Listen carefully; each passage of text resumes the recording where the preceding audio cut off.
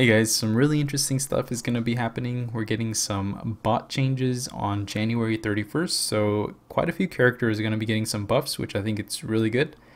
So this build will see broad buffs to statistically underperforming bots like Shockwave, Ultra Magnus, Galvatron, Sideswipe, Arcee, Ramjet, and Dinobot. Definitely agree with this list. I feel like some characters definitely need buffs a lot more than others, but all these characters, in my opinion, I think I would rank them lower mid to low tier, so pretty good selection. So all these characters are going to be getting buffs. They compile data over the last few months. Okay, I guess let's get right on it. So Galvatron. With Galvatron, we want to keep his playstyle feeling different, but we wanted to bring his tuning in line with the performance of other bots.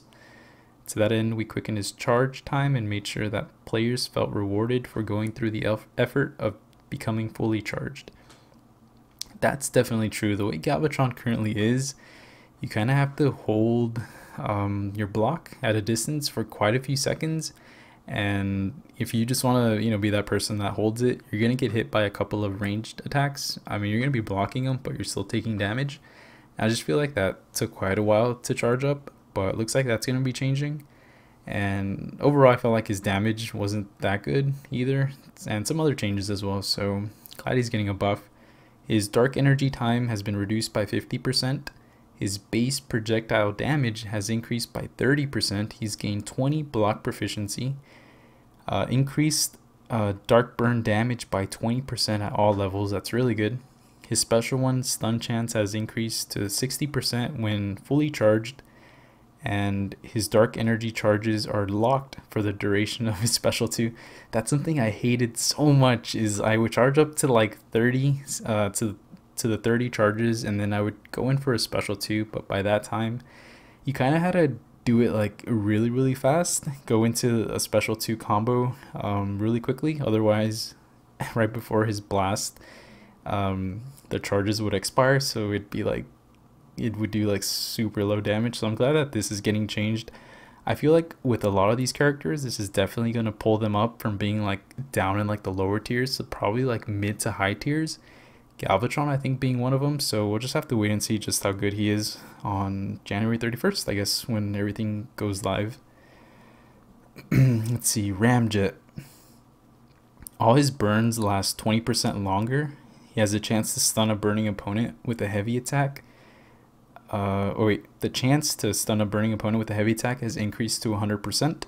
Stun duration increased by 0.5 seconds on each stun. And special bonus buffs from momentum each reduce the duration of stuns on Ramjet by 10%. I don't know how I feel about Ramjet. I just feel like I don't really use him too much. I know some characters do, or some players do have him. Curious to see how those players would rank him. I think he's an okay bot. I don't think he's the best compared to like the rest of the demolitions. I definitely feel like Galvatron's getting a way bigger buff than him, so I think Galvatron might be better than him at this point, or once the changes go live. But overall, I mean, it's nice that he's getting a buff. Dinobot. Well-timed blocks have their block proficiency increased by 30%. Bleeds inflicted by his heavies can now stack. That's actually really good. I remember it would just like refresh over and over again if you kept getting crits on your heavies. So I'm glad that it's able to stack now. That'll increase his damage output by a bit. Shield Master synergy with Mix Master has had its block proficiency reduced, but the synergy now inflicts power burn on the opponent when performing well-timed blocks.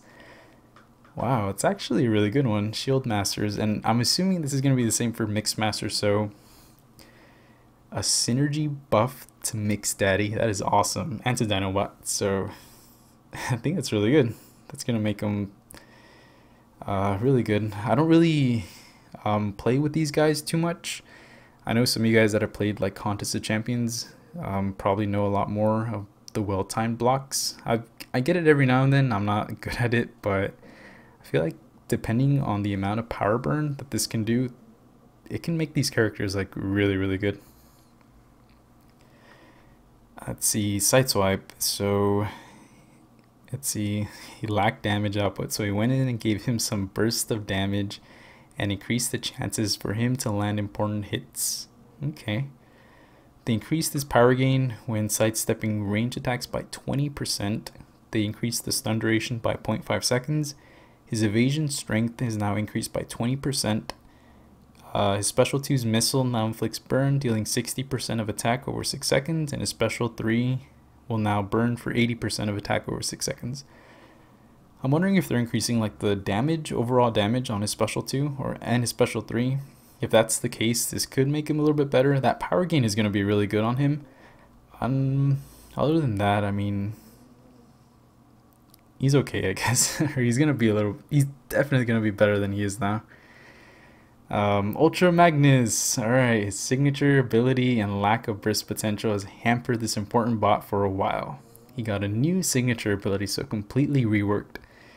Let's see, his hammer blows in Ultra Magnus' special attacks will now remove all armor buffs on the opponent and convert every buff removed this way to an armor break. Wow, that's really good. His special 2 gains a 5% melee bonus for each active physical resistance buff, and a 5% ranged bonus buff for each active energy resistance on Ultra Magnus. So it's a 2-part special, so I guess either one will do more damage, the initial hammer hit, or the shoulder rocket, I guess, will do more damage. Either one of them. And his rework signature, all for 1. If more teammates are alive than dead, Ultra Magnus gains plus 20% physical resistance. If more teammates are dead than alive or tied, Ultra Magnus gains 20 to 80% attack rating. That's actually pretty good. I feel like that'll make him pretty damn strong. If all of his teammates are dead or Ultra Magnus is alone, he gains both effects. Wow, I think this is actually going to make Ultra Magnus playable now, I think, instead of being like stuck on like base defense or something.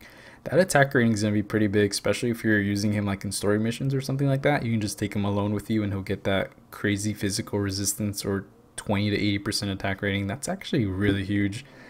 I think this will definitely bring him up from being, in my opinion, one of the lowest or the lowest, or not the lowest, the last best tactician at the moment.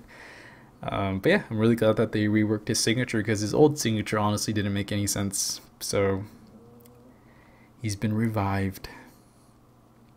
Shockwave, he's one of the most terrifying forces in the Transformers universe, but data suggested that was not true on New Quintessa. Yep. Honestly, I was gonna I know I haven't done my tech tier list video, and before seeing these changes, I was definitely gonna put him last. I feel like the way he is now, his damage output's super low, and I feel like he becomes decent once he's paired up with like a lot of the other technicians in his class, so he gets those synergies. But now with this rework, I feel like he's definitely gonna be kind of top tier, I think. So while Shockwave has fewer than 3 energy charges, he takes no damage while blocking basic energy attacks. So no more damage. He's going to be immune to range attacks when he has fewer than 3 energy charges. So I think you can only, if that's the case, you can only not get hit by like 3 range attacks, I think. Yeah, that's true. Basic range attacks have a 100% chance to consume a shock charge to inflict a shock on the enemy. I think the way it was now is you would have to heavy them, but now it's just basic range attacks have a chance to consume a charge. He power leaks the enemy for 1.5 to 2.6% of a power bar every second for each shock debuff on them. That can be pretty good. I'm wondering 1.5 to 2.6. Okay. It seems a little low, but it does sound like you're going to be consistently getting a lot of these energy charges now. So you can, it's going to be pretty, I don't know, we'll have to wait and see, but it sounds awesome. I mean, he's definitely getting like a big rework, I think. And just by these few skills that we've gone over, I feel like that already makes him like mid to top tier in the tech class. Shockwave special attack 1 now generates 3 energy charges before firing. His special 2 loses its ability to generate energy charges, but now has 100% armor piercing. And his brain drain synergies now increase the strength of elements of his kit like shock duration and strength, power drain strength, and energy charge duration. Jeez, honestly, like after this rework and paired with the synergies, I honestly think he's gonna be like one of the best bots in the game. No joke. Let's see, Arcee. We're looking for ways to improve Arcee's damage output, we found that she had some hidden abilities. If exposed, might help Arcee players find those critical hits.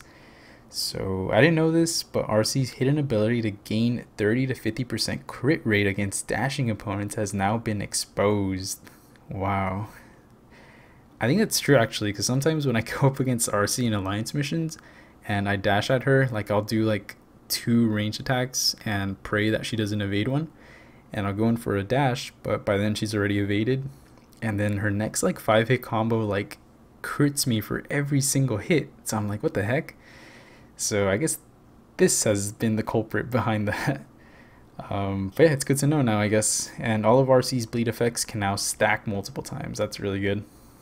I'm still missing a 4-star Arcee. The Swordmaster synergy. The Swordmaster synergy will no longer count non-critical hits against opponents with active critical resist buffs, or while the Swordmaster bot has active critical rate debuffs. Some bug fixes and improvements. Hot Rod.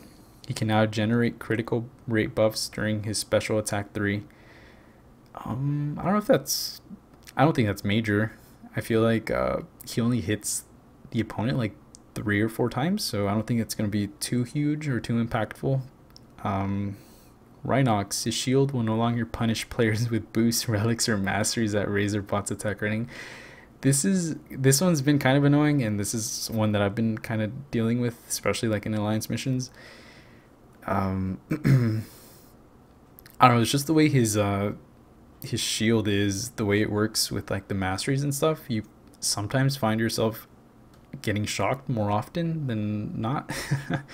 So I mean, this fix is definitely going to help with that, so I'm kind of glad that this is getting fixed. So I really can't wait now for January 31st for them to fix that Rhinox shield thing. Grindor, he now displays his 17% passive armor ability on his info page. It's not a new ability, but just a change to surface armor. Grindor's innate powerful armor. That's true. That's actually really good. I always wondered why Grindor was like a little bit more tanky than like some of the other brawlers, so this definitely explains it. So yeah, I mean, hope you guys are pretty excited for these changes that we're going to be getting. I hope next month or in the upcoming months we get some more changes for some other characters. But in the meantime, I mean, this is definitely a step in the right direction. I think we'll definitely start seeing a lot more of these characters being used more often, like in raids, or, you know, not just stuck on like base or used for arena. So this is really good. I honestly can't wait to be able to check out Ultra Magnus's. I have him duped, so we'll be able to kind of check out that signature whenever the changes go live. Don't have a Shockwave or a 4-star Arcee, so we might have to skip on those. Sideswipe, don't have 4-star Sideswipe either. Don't have Ramjet. Oh man, I don't have a lot of these characters. Galvatron, we do have Galvatron. We don't have him duped, but that doesn't really matter. But we'll definitely be able to check out these changes of his as well. So you guys, let me know your thoughts. Who are you guys most excited to see after the changes go live? Personally, I think Galvatron and Shockwave are going to be like pretty good, like some of the best ones to come out of this. So yeah, I guess we'll just wait and see what comes on January 31st. So let me know in the comments, guys, and I'll see you next time.